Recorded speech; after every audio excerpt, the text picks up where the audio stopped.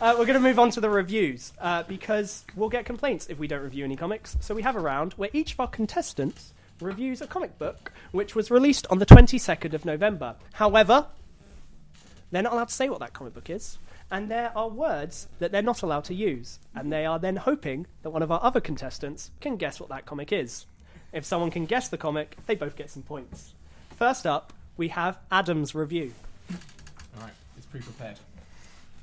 Okay, so this book is from one of the supposed Big Two, and it's part of their current line-wide Shake-Up Banner non-event, one of those classic modern comics publisher initiatives that makes it super easy for folks to navigate. Like many other books in this non-event, this one picks up with some old series numbering, making this comic a number one whose number is not one. This issue stars an eponymous mercenary who died an exceptionally heroic death just a few short years ago. This character has returned to the not-so-heroic job of mercenary/assassin. In this one-off tale, though, business and morality align, and our hero takes on a bunch of neo-Nazis who are running some kind of boat hostage jam. Honestly, it's pretty great to see this particular publisher publishing an anti-Nazi story, given their ongoing penchant for humouring and even encouraging the more base elements of their fan base. Though, what would I know? I'm a flipping snowflake. But also, snow is a clue to this character's hair. Kinda. And being a female character created in 1985, it's important that some aspect of her physical appearance be reflected in her name. Yes. The craft on show here is decent throughout, if not especially striking. The dialogue filters once or twice, but the artwork feels very 90s, which actually suits the protagonist and the tone of the story. The balance of spacious panel layouts to establish scenes and tight, constrained ones for claustrophobic action is pretty strong. It's a simple story which re-establishes a harder-edged character possessed of a refreshing moral clarity. Cool, thank you very much for that, Adam. Do either Robin or Amy have a guess what that's supposed to be? You probably should have had the list of comics. I was going to say, yeah. I can probably pull it up, because I think I know what it is, but I've forgotten the name of it. Absolutely. Boom! Is it Silver Sable Wild Pack? Okay, Robin, what do you think it is? Smooth. Is it not first to the answer? I don't know, I didn't think that far ahead. You didn't invent the rules to the game that you invented. We were going to get whiteboards and you were going to write stuff down and then flip it over. Fine. But that didn't happen. Well, looking at the list. Moon Girl. It was actually Moon Girl, the assassin. Hey man, like, you know, Jesus, profiling Robin. The harsh relaunches. Alright. Amy is actually correct. It is Silver Sable and the Wild Pack 36 by Krista Faust and Paolo Sequeira. Oh, I'm annoyed. I was going to pick that to review it on the last pod. Should have. Well, I've reviewed it for you, don't worry. There you go. Yeah. You guys Well done. You guys both get... Did you get that, Alex? 2 points. Nice. Alright. We've got a review from Robin next. Keep my Cool. list up. So, in the fallout from a sentient land shift, the gang are divided. Tensions flare as one group attempts to sort through the aftermath with the help of an opossum. No, really. While beneath the surface, the clock counts down on another member's hunger. Will she cross the line to appease her thirst? The character interactions seem genuine and in line with what has come before. There are a few moments of tenderness that are perfectly captured in the delicate placing of a sleeve across the forehead and with a look of mutual desire in eye contact. The fluidity of the artist's line is used to great effect in showing the movement of one character from A to B, or X to Y. The revelation of another's new insight and the echoing of an ability in the tearing of a panel is used to nice effect. Okay. That was a very nice review, but I feel like there wasn't enough clues in there. Yeah. I'm gonna get. Can I guess? Yeah, you can guess. That's the point. We also read the first issue of it. But I know that doesn't help. Oh. Oh, God. I'm gonna guess Generation X issue. Whatever one was that? 9. 9. It is in fact Generation X, issue 9 by Christina Strain and Emil Kapina. That was a good guess. What took you off? Because Robin said something about it. Something rang true, so I was like, it's something in his wheelhouse. Yeah. And I was like, I was looking down the issues, and I was like, was there an issue of Runaways? And there wasn't, so it was Generation X. It was also, he went with the from A to B or X to Y. Yeah, I knew So the he X was and the dropping Y. an X. I knew the X and Y was a clue, but I was just like scrolling, like, ah. All right, Amy, let's show them how to do clues a bit better then with your review from November 29th. 22nd. 22nd. This comic spin-off sees two classic female characters take to the streets to solve the problems started by their bumbling boyfriends. The story is a little simplistic, with the motivation for the protagonists to dust off their mechanic skills and, appropriately, knuckle dusters to defend their small town is not very strong or compelling. The art style stays true to the cartoon origins of the characters, and we get a fun pin-up style makeover, but the backgrounds lack a lot of detail, and we seem to see the same 5 facial expressions over and over on everyone. Whilst this is a fun story, I can't help but feel this book exists purely to put some extra jingle-jangle in the pockets of executives. That's a good clue there. I know half the title, Okay, and it's a Betty and Veronica one, it might be. but I can't think of what it is, so I Do you need have to the think. list? Got the I don't have list. the list. I don't have the list. Oh, right. Do you want to have the list? Yes, the list would be nice, thank you. It's now a race. He's giving find him it half a first? bit. Betty and and it's who can- Veronica Vixens. Yes, number it is. one. Betty and Veronica Vixens, number 1. Clearly you I guys... was going to guess Gotham City Garage. Clearly you've not been keeping up with Riverdale Season 2. I haven't seen any of it yet. That jingle jangle was a big clue. Oh, it's a big, Oh, big I clue. see. And that book is You guys by got it. Jamie Rotante and Eva Cabrera. That is the end of the review section, and now we are moving on to the next round, Liefeld or Truefeld. In Liefeld or Truefeld, I make some statements about notorious comic book creator Rob Liefeld, creator of Deadpool, Cable, and Glory. And then these guys have to tell me if the statement is a Liefeld or a Truefeld. They're true or false questions, guys. Is it do this. fastest answer? I mean, Or do you... well, I'll give you time, and you can all say whether you think it's true or false. Okay. Okay, that's yeah. Okay. Rob Liefeld left Marvel Comics because they refused his request to put wheels on his desk so he could ink while skateboarding. It's really that a- hard when you start such a tricky question. Yeah. Is it a Liefeld or a Truefeld? Go down the line.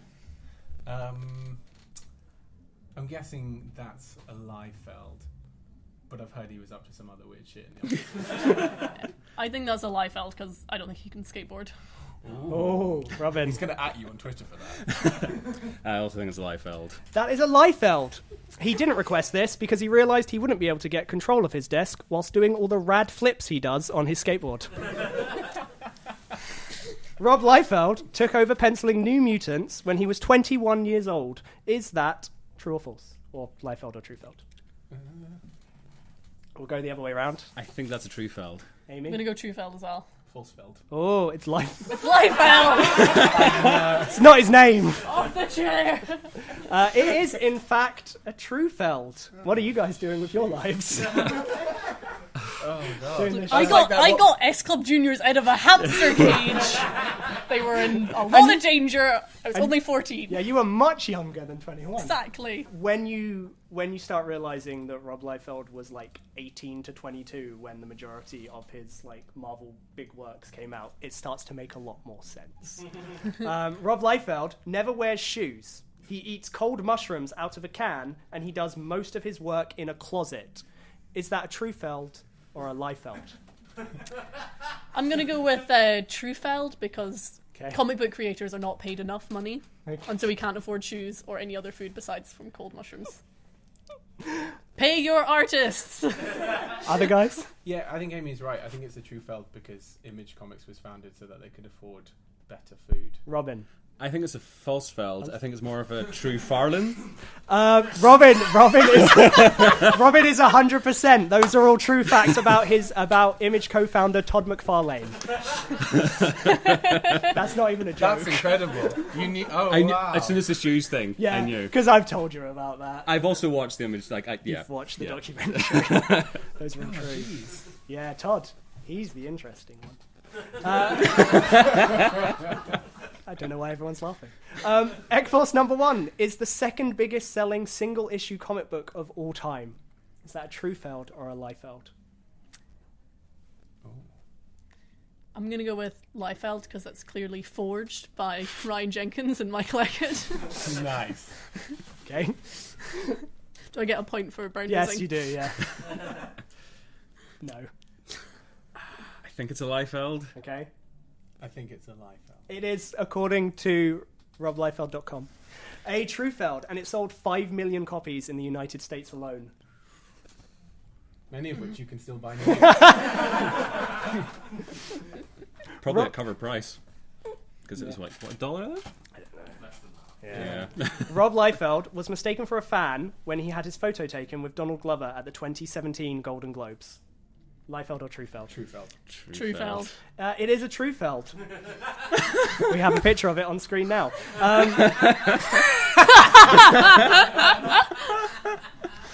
Can we just leave that picture up there for inspiration, please? That is a blessed image. We're going to have to move on. Donald Glover His is bow tie is as wide as his face. really good. He looks great in that. It's great. Donald Glover is currently working on an animated Deadpool series. Yeah. So really, he's the fan. Really, he's the fan. Yeah, they got it mixed up. They got it the wrong way around. Originally, Rob Liefeld wanted to call Cable Barry Big Guns. Is that a Liefeld or a Truefeld? Don't even know. Comics are so weird that's probably... Truefeld, I bet that's somewhere in his sketches. I think that's a Liefeld. I'm going to go with Truefeld as well. That's Liefeld. Oh, but I want it to be true. I've got a quote from Rob Liefeld about the creation of Deadpool, and you have to tell me if this is a Liefeld or a Truefeld. What came first was the colour scheme. Red will increase the reader's respiration rate and raise blood pressure. Black represents the unknown, like Deadpool's mysterious origins. Following that, I made a prototype of the costume for myself, so that I could better understand my creation. When I first wore the outfit, my initial reaction was one of utmost terror. The suit enveloped me and offered no respite from the character. I no longer recognized my own limbs or face. Rob Liefeld had been eradicated. I felt suffocated by the mask. Constrained and cut off from the world I inhabited. I identified that Deadpool would be constantly trying to break free from this containment. He would require a brash personality to combat his seclusion. I realized that, as with the masked performers of Commedia dell'arte, Deadpool would need to exaggerate every precise movement. His jokes would be incessant, his violence more extreme. My house at the time backed onto some woods, and I travelled into them, wearing the suit with no possessions. Just aiming to inhabit the character, to discover how he moved, his gait, what he needed to be himself. The woods were known to be dangerous and unforgiving.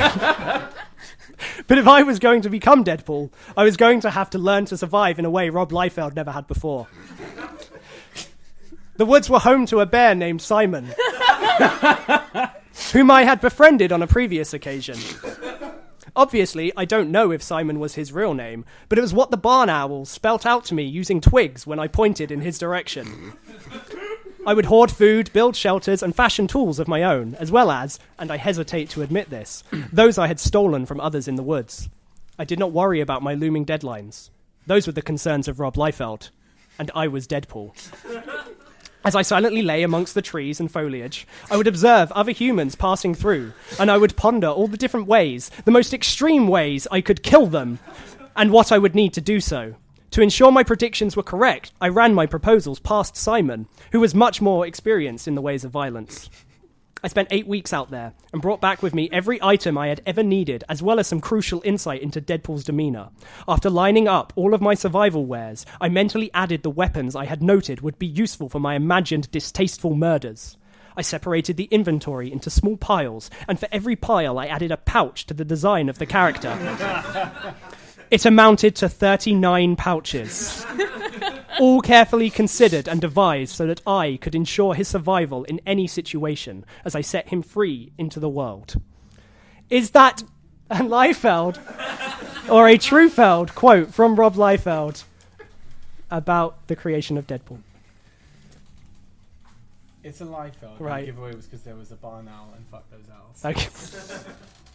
Amy? I also think it was a Liefeld, and that's because I know for a fact that the bear was named Susan, not Simon, and it's just another example of erasure of women's contributions to comics. I'm really upset about my default. Yeah. Robin? Liefeld, because I don't believe that Rob Liefeld can sew. Yep, that was a Liefeld. Rob Liefeld's original pitch was actually Spider-Man with guns and swords.